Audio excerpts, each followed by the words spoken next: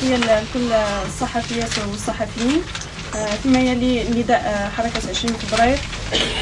منذ اليوم 20 من فبراير 2011 حملنا نحن شباب وشابات حركة 20 فبراير أملا جديدا لكافة القوى الحية في المجتمع المغربي الذي طالما ظل يعاني من التهميش والإهمال في خضم حراك قوي لكل شعوب العالم.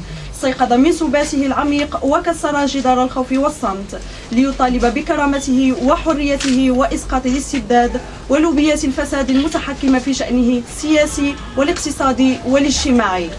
خرجنا بقوة إلى شوارع كل المدن المغربية لنجهر عن رغبتنا في التحرر من مخالب الاستغلال والأساليب المخزنية العتيقة التي تقاوم التغيير مختبئة وراء أقنعة العهد الجديد والانتقال الديمقراطي. اصطدم مشروعنا الديمقراطي بجدار من حديد وواجهت مطالبنا العادلة والمشروعة وأملنا في الديمقراطية الحقيقية والحرية والمساواة الكاملة بين جميع المواطنين والمواطنات وإسقاط الاستبداد ونهاية مسلسل الإفلات من العقاب رفضا أعمى من طرف النظام السياسي المغربي الذي عمد إلى الاحتفاظ بكل سلطاته مجهدا كل رغبة في التغيير مسخرا إعلامه العمومي وأجهزته ومؤسساته وكل أساليب الترهيب والتهديد والإكراه مستغلا طبيعته البوليسية لإقبار هذه الصرخة التي أعلنت عن ميلاد حراك ديمقراطي بالمغرب. وبالموازاة مع إصراره على مقاومة التغيير استمر النظام السياسي المغربي في تلميع إجراءاته بدستور ممنوح جديد تم التصويت عليه في الفاتح من يوليو 2011 وتنظيم انتخابات تشريعية سورية يوم 25 من نوفمبر 2011 معيدا إنتاج ذات الإرث الذي عاشه الشعب المغربي خلال سنوات الرصاص والمتعلق بطريقة تنظيم الاقتراع وإخضاع كل من سولت له قناعته رفض الدخول في اللعبة بالإضافة إلى التشبث برموز المرحلة السوداء الذين لا زالوا يتحكمون في أهم مراكز القرار والمناصب العليا للدولة ومباركة أساليب اللصوصية والرشوة والاستنزاف البشع لخيرات الوطن التي تمتد من أصغر جهاز إداري إلى قلب القصر الملكي. يوما عن يوم يتبدد وهم التغيير الذي اقترحه النظام السياسي المغربي في ظل واقع يتناقض والشعارات التي يروج لها في نسخته الجديدة. فالسجون المغربية لا زالت تكتظ بالمعتقلين السياسيين ومعتقلي الرأي وواقع الاغتيالات السياسية لا زال ساريا ولا زال تشديد الخناق على الصحافة المستقلة في أجندة المخزن ولا زالت لوبيات المافيا الاقتصادية تمتص دماء المواطن المغربي في غياب أي نية لمحاكمة هؤلاء المتورطين في نهب المال العام.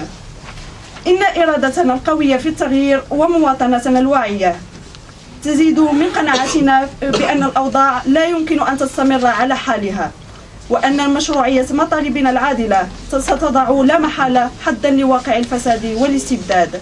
لذلك نوجه دعوة ثانية لجميع القوى الحية في المجتمع المغربي نقابات وأحزاب سياسية جمعيات المجتمع المدني وجميع التنظيمات والتيارات وكل المواطنين المغاربة أفرادا وجماعات للانخراط في مسيرة النضال من أجل تحريرنا جميعا من قيود الاستغلال لأننا لن نظل مكتوفي الأيدي أمام الهجوم البوليسي والسياسي والإعلامي المعلن أو المضمر الذي يشنه النظام السياسي على حركتنا.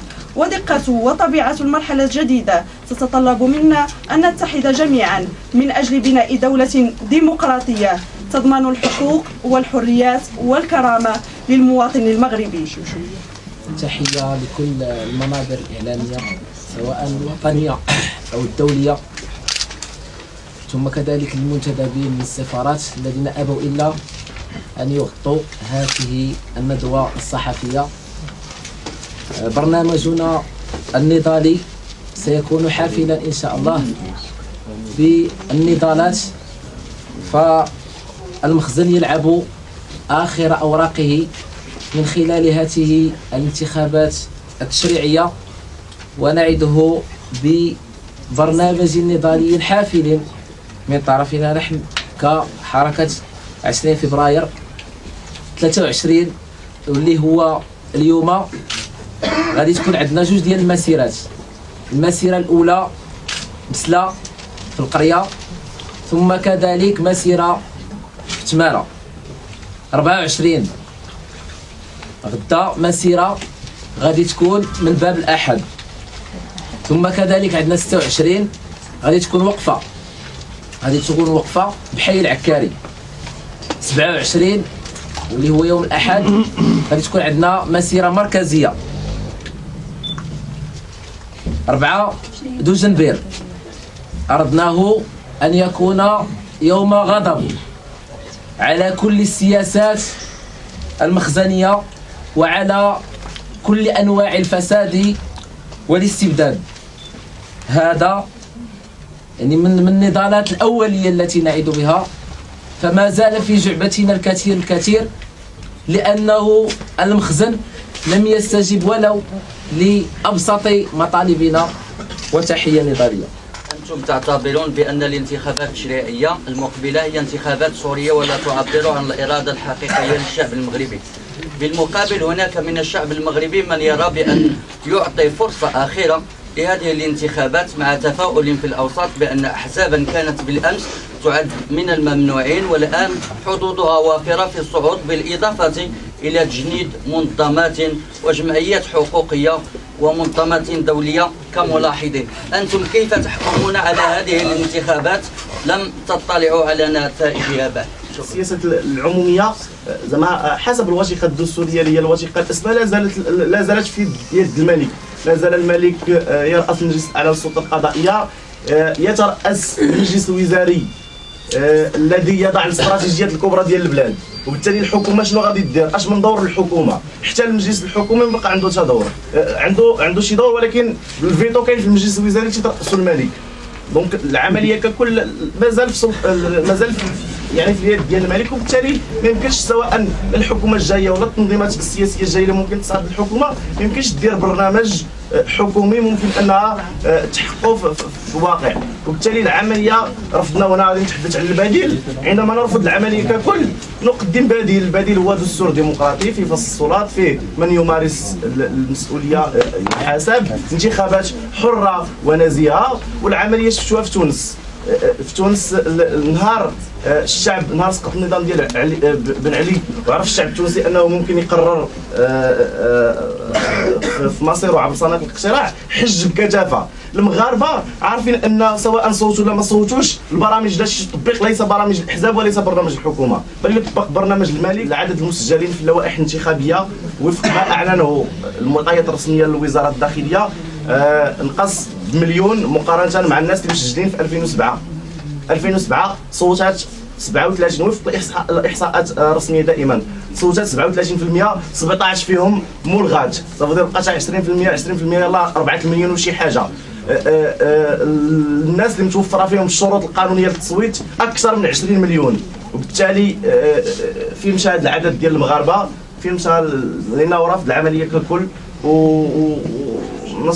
نستطيع زعما مستقبلا بارادتنا كشباب حركه 20 فبراير ان نصنع، وكلنا امل ان نصنع التغيير وفق الديمقراطيه كما هي متعارف عليها دوليا. استمرار اشراف وزاره الداخليه على هاد الانتخابات والتنظيم ديالها بهذه الطريقه هذه، بهذا التقطيع الانتخابي اللي كيخدم كيف ما كنقولوا حنا دائما اصحاب الشكاره، واللي كيخدم دائما وجوه الفساد وناهبي المال العام، اللي حد الان باقي ما تحاسب حتى واحد فيهم، واللي حد الان كاينين بزاف متابعين ومرشحين خلال هذه الانتخابات.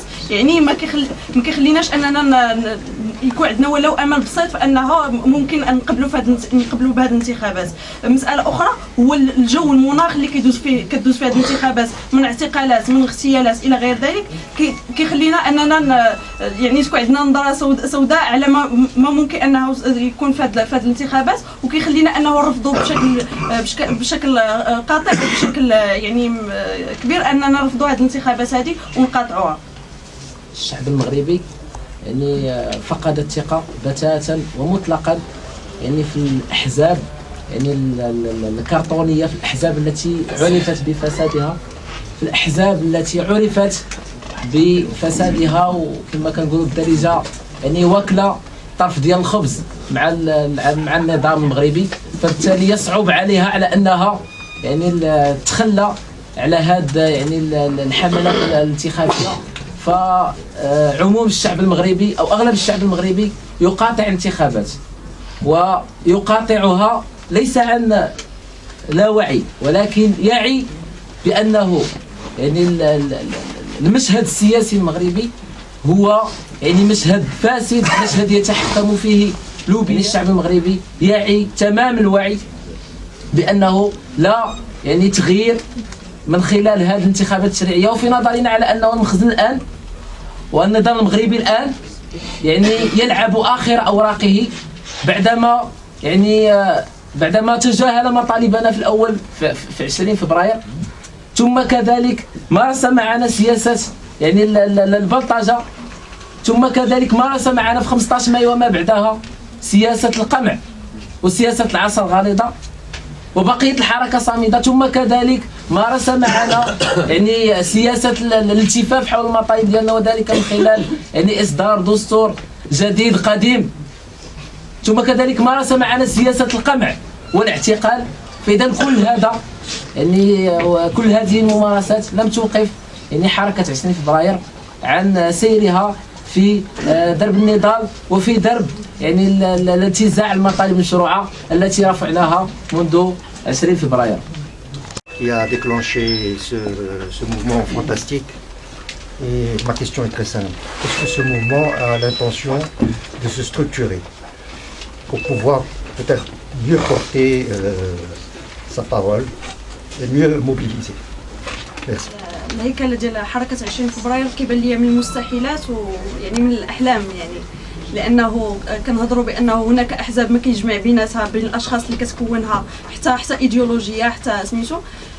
حنايا داخل الحركه متوافقين على ارضيه المطالب، لكن ايديولوجيا او لا سميتو لا شيء يوحدنا على مستوى الايديولوجيات.